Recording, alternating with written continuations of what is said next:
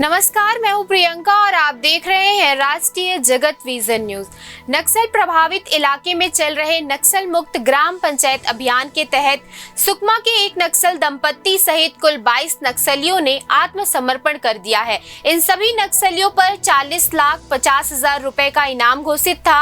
आत्मसमर्पण करने वालों में कई नक्सली लंबे समय से पुलिस की रडार पर थे।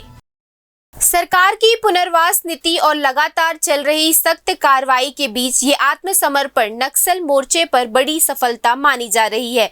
छत्तीसगढ़ सरकार ने ऐलान किया है कि जो भी ग्राम पंचायत नक्सल मुक्त घोषित होगी उसे 1 करोड़ रुपए तक का विशेष विकास अनुदान दिया जाएगा। ये रकम गांव के विकास कार्यों जैसे सड़क, स्वास्थ्य, शिक्षा और रोजगार के अवसर बढ़ाने के लिए खर्च की जाएगी। सरकार का मानना है कि इससे गांव में स्थायी शांति और विकास का रास्ता खुलेगा। अब उम्मीद यही की जा रही है कि इस पहल से और भी नक्सली मुख्य धारा में लौटेंगे और जिन इलाकों में अब तक सिर्फ डर और हिंसा का साया था, वहां अब अमन और तरक्की का सूरज उगेगा। 18 अप्रैल 2025 को कुल 22 नक्सली आत्मसमर्पण कर रहे हैं, जिसमें 13 पुरुष और 9 महिला नक्सली हैं। इनमें से 2 नक्सली 8-8 लाख रुपए के इनामी हैं, 2 नक्सली 5-5 लाख रुपए के, इसके अलावा 2 लाख रुपए, 1 लाख रुपए और अन्य अलग अलग इनाम के रिवार्डी हैं।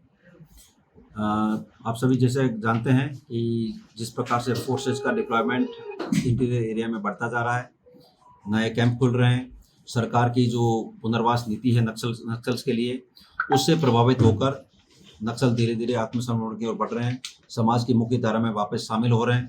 तो आज जिन 22 नक्सलियों ने आत्मसमर्पण किया है, हम उनका समाज की मुख्य धारा में, राष्ट्र की मुख्य धारा में स्वागत करते हैं और हम आशा ही नहीं बल्कि पूरा विश्वास करते हैं कि ये लोग समाज के लिए अच्छा काम आगे से करेंगे।